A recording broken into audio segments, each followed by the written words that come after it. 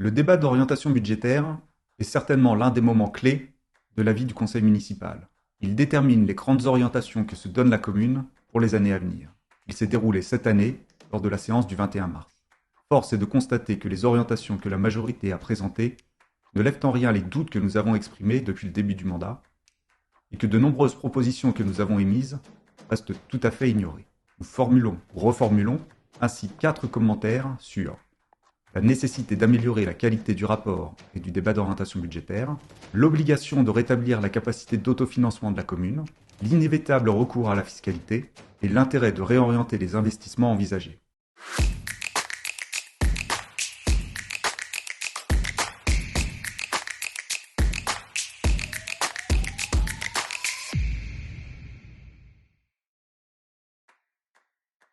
La qualité du rapport d'orientation budgétaire est un préalable à la capacité de l'ensemble des membres du conseil municipal de participer efficacement au débat d'orientation budgétaire.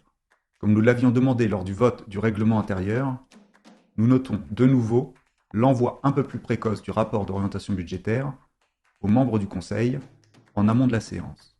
Le délai était cependant un peu moins bon que celui de l'année dernière, 7 jours avant la séance cette année, contre 10 l'année dernière.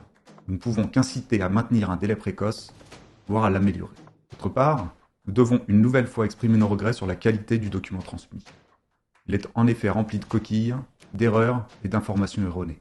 3 exemples, loin d'être limitatifs pour illustrer notre propos. Sur l'un des graphiques, les recettes de la commune ne sont pas d'environ 6 000 euros, mais d'environ 6 millions d'euros. L'écart n'est pas mince. Plus loin, l'attribution de compensation versée en investissement à la communauté urbaine n'est pas de 237 000 euros, mais de 263 000 euros. Le montant a augmenté en 2021, mais n'a pas été reporté sur le malheureux copier-coller du rapport de l'année dernière. Plus loin encore, un graphique présente le détail des recettes de fonctionnement. Dans ce graphique, il manque plus d'1 million d'euros de recettes. Si la majorité a répondu à nos demandes d'informations complémentaires, qui nous ont permis de compléter efficacement notre réflexion, il est difficile de travailler avec ces éléments initiaux approximatifs, voire incorrects. Nous ne pouvons que renvoyer aux propositions que nous avions formulées l'année passée pour améliorer la qualité du rapport et du débat d'orientation budgétaire. Elles restent toutes d'actualité. Nous avons eu l'occasion, à plusieurs reprises, de souligner que la capacité d'autofinancement de la commune était trop faible. Nous le disons de nouveau. Il est nécessaire de faire de son rétablissement un véritable objectif stratégique pour la commune. Pour les pistes, nous renvoyons là aussi aux propositions que nous avions formulées l'année dernière. En 2021, la capacité d'autofinancement se serait établie à 613 000 euros, en légère augmentation par rapport à 2019, année pré-Covid. Le compte administratif nous permettra de comprendre plus précisément cette hausse, même si nous savons déjà qu'une partie s'explique par l'abandon de la RPA. Pour autant, cette augmentation n'est pas assez importante par rapport aux enjeux. Pourquoi ?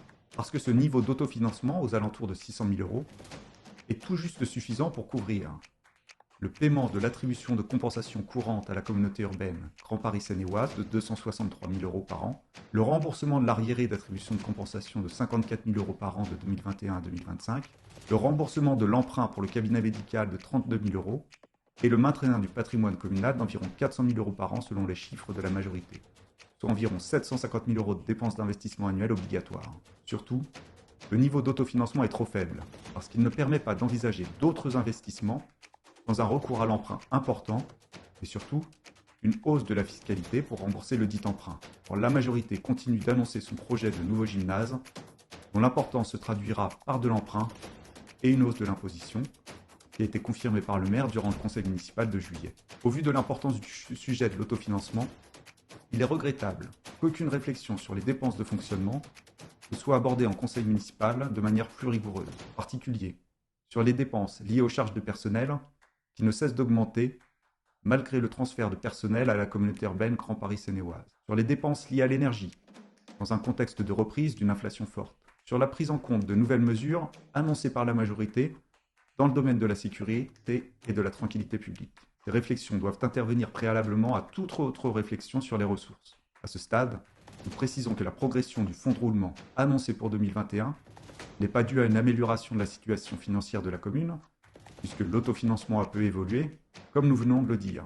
Elle doit alors être due à des décalages dans l'encaissement des subventions sur des projets passés et dans le report de travaux déjà engagés. Le compte administratif nous permettra d'ailleurs de savoir si une part de ce fonds de roulement n'est pas déjà gagé par ses engagements passés.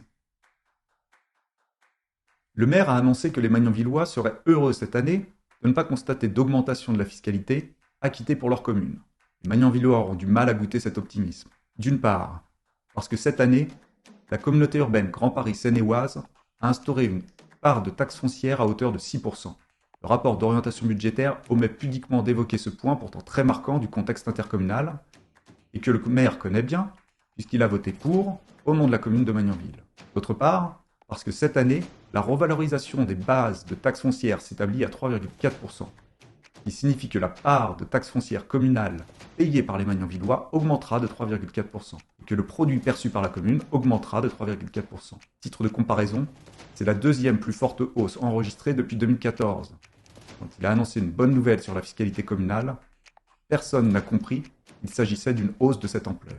Enfin, comme nous l'avons signalé précédemment, les besoins de ressources générés par le projet de gymnase se traduiront obligatoirement par une hausse du taux de taxe foncière. La majorité ne peut pas le faire cette année pour les raisons présentées juste avant, elle y viendra obligatoirement prochainement, parce que son projet est porteur de cette hausse. Le contexte actuel de reprise d'inflation, qui risque malheureusement d'être plus durable qu'espéré initialement, va d'ailleurs renchérir le coût de ce gymnase. Il va également accroître le coût d'un financement par emprunt, comme le montre la remontée actuelle des taux d'intérêt. C'est pourquoi il est indispensable de réorienter les projets d'investissement essentiellement vers des travaux de rénovation énergétique. Ces investissements vont dans la bonne direction, parce qu'ils répondent véritablement aux besoins de nos concitoyens.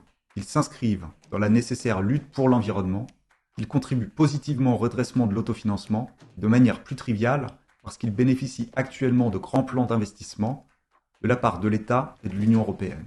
La réflexion autour du projet de gymnase doit être objectivée sur ce point. Le maire dénonce la vétusté des équipements existants qui justifieraient leur destruction. Mais que coûterait la rénovation énergétique des structures existantes? Ce point a-t-il été audité? Il n'a en tout cas jamais été présenté aux membres du conseil municipal. Il permettrait de juger de la véritable opportunité du projet envisagé. La commune a engagé des travaux de rénovation énergétique, notamment sur l'école des Cities. Tant mieux, mais il faut faire plus. Toutes les écoles et tous les bâtiments publics doivent faire l'objet d'un audit précis des améliorations envisageables et du coût des mesures préconisées. Nous sommes convaincus que ces investissements de rénovation énergétique seraient beaucoup plus soutenables et bénéfiques pour la commune que le projet actuellement présenté. Concernant les investissements toujours, nous insistons de nouveau sur la nécessité d'inclure les Magnanvillois à la démarche. Malheureusement, la consultation lancée autour de l'aménagement de la place Pierre-Bérégovoy s'est subitement arrêtée. Et l'engagement de campagne de la majorité de mise en place d'un budget participatif en investissement semble avoir disparu de leurs préoccupations. Il est encore temps d'y remédier. Finir, nous notons que les projets de développement immobilier sont désormais affichés comme des projets extérieurs à la commune. Peut-il en conclure que cette dernière n'en retirera aucune retombée financière directe, notamment sur la cession du parking de l'hôtel de ville? Voici donc les orientations budgétaires qui nous semblent indispensables pour Magnanville en 2022 et pour les années à venir. Elles sont le gage d'une commune aux finances saines, à même d'améliorer son cadre de vie et les services rendus à ses habitants.